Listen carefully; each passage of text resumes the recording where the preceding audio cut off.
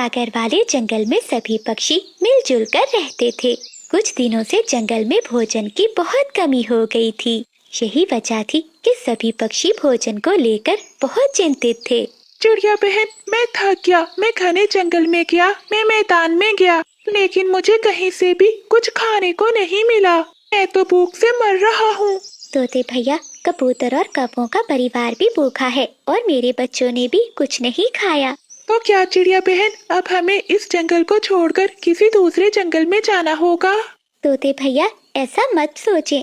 इस जंगल में हमारे सभी बड़े पक्षी रहते थे। उन सब की शादी हैं। हम इसी जंगल में रहकर ही कुछ करेंगे, जिससे हम सब पक्षियों को पेट भरकर भोजन मिल सके। कोमल चिड़िया वहाँ से उड़ती है और एक जंगल के सबसे पुराने घर में बूढ़ी कपी के पास जाती है। माँ जी, हम बहुत परेशान हैं। जंगल में खाने के लिए भोजन नहीं है। बेटी, मुझे ये बताओ, क्या तुम सब पक्षियों में से किसी ने कभी कोई जंगल में नया पौधा लगाया है? नहीं माँ जी। क्या किसी ने कभी कोई पेड़ लगाया हो या फिर सब्जियाँ? नहीं माँ जी, हम तो जंगल में कोई फल ढूंढ लेते हैं या किसान के खेत से दाना उठाकर खा लेते हैं।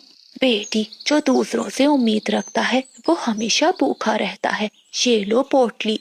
इस पोटली में सब्जियों के बीज और कुछ बड़े पेड़ों के बीज हैं।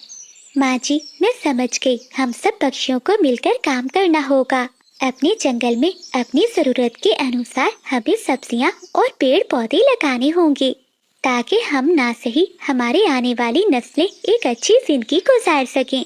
हाँ बेटी, तुमने बहुत अच्छा समझा। फिर कोमल चिड़िया बूढ़ी कपी से वो बीज लेती है और वहाँ से चली जाती है।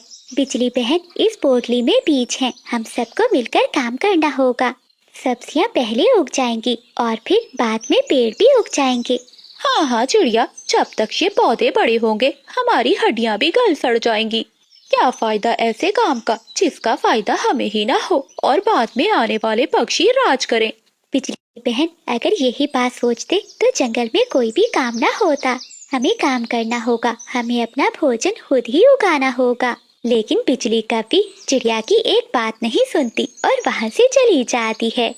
वो अपने पति को जाकर सारी बात बताती है। बिजली, तुम छोड़ो उस छोटी चिड़िया को। वो तो हमेशा चूं चूं करती रहती है। तुम चलो मेरे साथ मेरे मामा के पास चलो।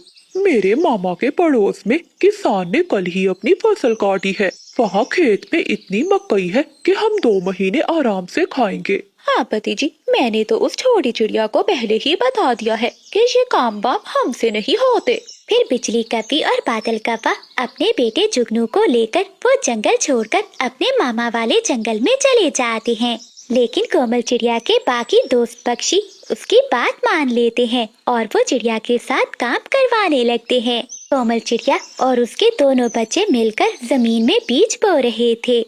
चिंकी तोती और कबूतरी भी चिड़िया के साथ काम करवा रही थी, जबकि तोता और कबूतर नदी से पानी लेने चले जाते हैं। शाम तक वो सभी पक्षी मिलकर सभी पौधों के बीज बो देते हैं। चिड़िया बहन, हमारा काम तो हो गया। अब चीकू जी और कबूतर भैया आ जाएं तो फिर हम इन्हें पानी देकर घर चले जाएंगे। हाँ तोती बहन, बस उन्हीं का इंतजार है। दूसरी ओर बिजली कपी और बादल कपा दूसरे जंगल अपने मामा के पास पहुँच जाते हैं।